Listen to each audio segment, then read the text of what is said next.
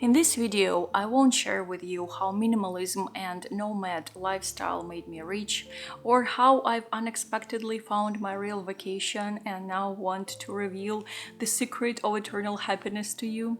Nothing like that. It will be an honest sharing, summarizing the past 2.5 years of my life when I had to pivot the way that I've never expected and wasn't really ready for, and where I'm now at the age of 41, facing my midlife era with very mixed feelings. It's not a crisis, but something that Brené Brown calls unraveling, midlife unraveling, and I resonate with this term a lot. The thing is that midlife unraveling can knock on your door at almost any age, at 30, 40, 50, or later. There are no strict time frames for that. But before we begin, let's go a little bit retrospective to the factual order of things. I guess most of you have been following me from the times when this channel was called Siberia Inside, and I resided in my home city in Western Siberia. I didn't plan to leave that place for a while, as I was waiting for my partner Brian to come there so that he could help me take care of my father. Then father passed unexpectedly, but Brian still was going to come to be with me finally, after years of being apart. Probably he was one of the last Americans to get a Russian visa. But we had to cancel his arrival because of the war. We didn't feel safe, everything was so vague and uncertain, and 20 days after February 24th, 2022, I left my home city.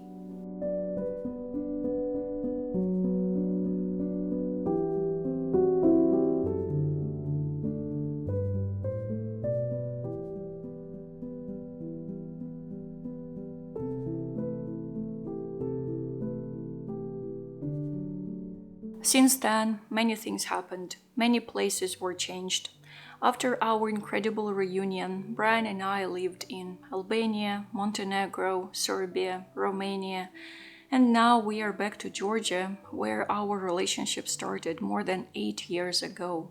Now we are working on our long-term plan with a lot of effort put and no success guaranteed. My life has changed drastically given the global and personal context, all combined and intertwined, and maybe you can relate to my experience in a way, or maybe your life is completely different but you still resonate with some of the insights that I got, or maybe you're just curious. So either way, I hope that you will find this video interesting and hopefully helpful or inspiring in a way. So let's start with the most materialistic and personally very, very challenging side of changes, which is job and money. I've been freelancing years before I had to leave, and I started this channel as a fine side project without having any expectations whatsoever. But when I lost almost all my freelance clients for copywriting and translation, again, given the global situation, I had to accept that this channel has to become my full-time job. I had to stop being scared of putting myself out there and expressing myself the way I've never done in my life ever before, and just hope for the best. And somehow everything worked. I still have no idea how, but it did. Apart from this channel, I have a closer community on Patreon where I post more personal videos every week. So in case you're interested and you want to support my work, the link will be down below. When I was living in Siberia, I had a small safety net, what I managed to save working on 3 jobs, and also a small sum that my father managed to leave for me after he passed, but almost all of that was gone after the first 2 years. And only now my partner and I are beginning to replenish our funds since we arrived to the Republic of Georgia and we cut our expenses considerably. I had a lot of anxiety attacks related to money issues because living in foreign countries, in the situation of utter uncertainty, not having a stable remote job and depending on so many vague and unpredictable factors was just nerve-wracking. So I had to learn to live day by day, doing what I can do and trying not to overthink, because overthinking and over planning drain me like nothing else. I had to rebuild my feeling of safety after years of thinking that safety is provided mainly by money and legal protection. This is what my parents taught me. I always had my own money, used my own bank card, and was trying to be as independent as I could. But now I have to live like a financial ghost in a way. I don't have any bank account outside Russia, and all our family funds and all our income is in Brian's name. And at first it was very scary for me. I'm not gonna lie. As a woman who has experience of past and not brilliant or reliable relationships, I had to let go of that fear of being let down and completely trust one person, my partner. And I'm very thankful for the situation itself because I was made to do that, because thus I managed to release at least some of my painful desire to control and predict everything. Now the feeling of safety becomes attainable only when I can stop my wild train of anxious thoughts and imagine myself as a string of shape-changing drops in the midst of a river. Drops cannot dictate the river flow or be bitter about it. It's useless and quite laughable. Drops can only change their shape and choose whether to follow the flow or evaporate into the air. And before I share the insight about how I'm learning to live like a guest, I want to thank the kind sponsor and a good friend of this channel, Aura. For almost 2 years by now, this mindfulness and meditation app has been my supportive companion that nurtures a very intentional and grounding attitude in the most stressful times. Aura is an all-in-one app for well-being and sleep. It has thousands of meditations, stories, and so much more like CBT, life coaching, breathwork, and spirituality. The content is extremely varied and personalized, and it's created by hundreds of expert coaches and professional therapists around the world. Recently, I've been enjoying a curated program for dealing with emotions. It's a 17-day exploration of all kinds of emotional experiences. Daily sessions vary from 3 to 15 minutes, and they help deal with challenging situations in life and know yourself better. I also enjoy just browsing the app and finding what can be of use later. There's a great option of saving a certain practice for listening to it later. Thus, I've created a list for alleviating headaches and migraines. Once they strike, I have some help right at hand. Aura is not only about audio, you get access to so many daily live sessions where you can also interact with others at the same time. Aura helps make doable steps towards a calmer and more grounded living. If you are ready to introduce some mindful changes into your everyday routines, I challenge you to try and do mindfulness practice every single day for the next 30 days using Aura. Right now, you can get started completely for free on Aura's website using my special link in the description. The first 500 people will get a free trial and exclusive 25% off. Thank you, Aura, for sponsoring this part of the video.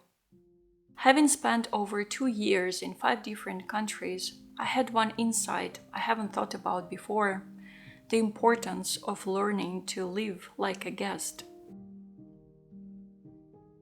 From what I've heard and read about other people's experiences related to changing countries, a lot of them experience inner struggles of not accepting the way things are there in a new place. It's all about not being satisfied with the level of comfort, of not having the desirable quality of goods and services, etc.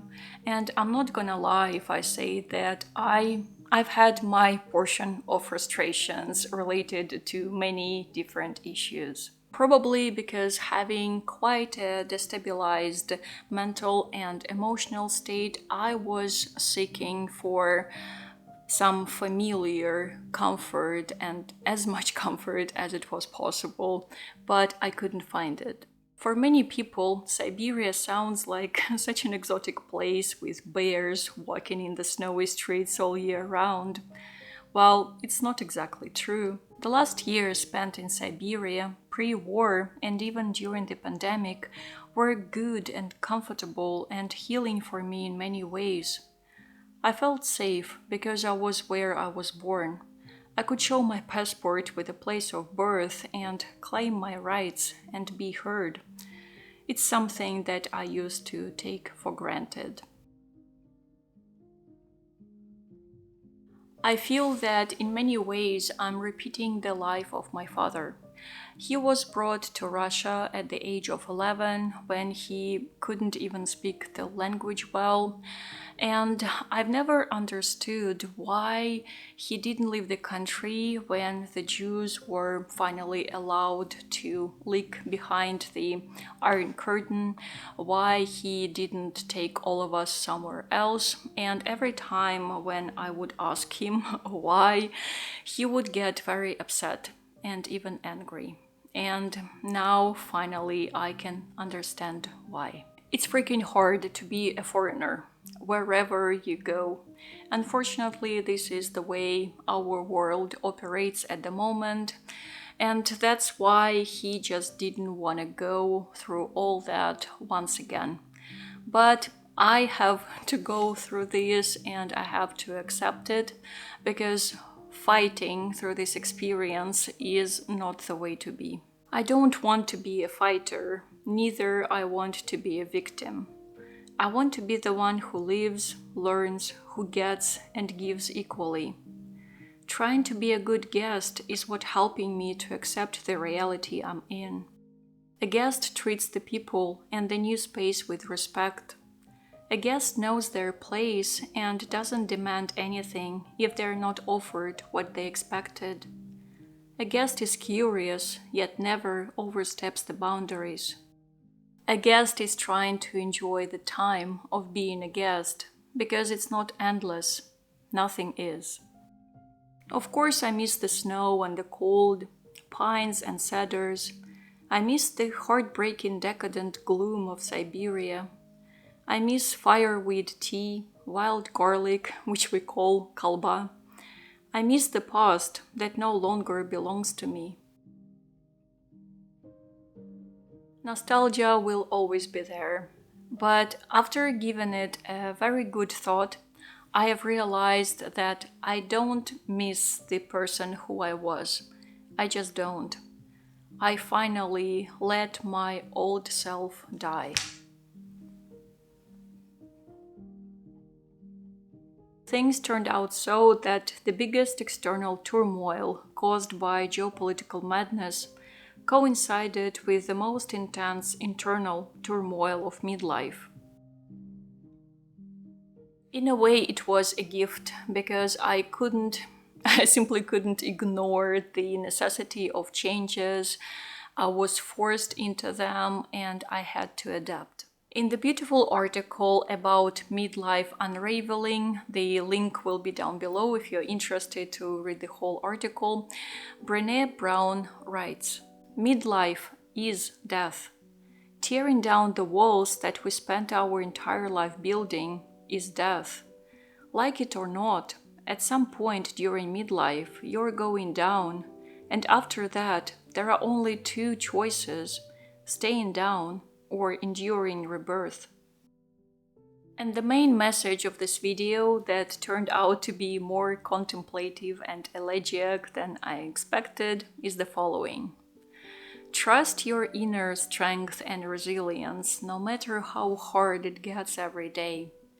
Grasping at the past won't do anything but drag you down to sadness and stagnation, while rebirthing your own renewed self is a gift of life that shouldn't be rejected. Feel free to share in the comments your thoughts and experiences. Thank you so much for your time and attention, dear friends. It's never lost upon me. Thanks to you watching all this and supporting my work, I can make my voice heard and my story told. And for now, as always, be safe, keep your heart open to whatever life has to offer, and I will see you soon. Пока-пока.